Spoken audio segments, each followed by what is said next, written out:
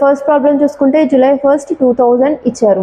July code ఏంటి మనకి, month code 0 కదా, 0.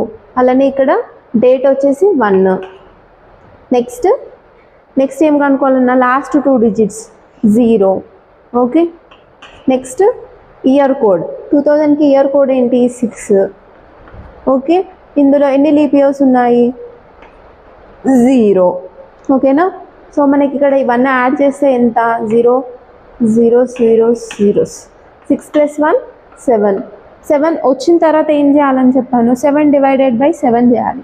అవునా, 7 డివైడెడ్ బై 7 మనకు వచ్చిన రిమైండర్ ఏంటి 1. రిమైండర్ని తీసుకుంటాం, 0. రిమైండర్ ఏమొస్తుంది మనకి 0. ఎలా, 7 డివైడెడ్ బై 7, 7 1 7 0, 7 - 7 0.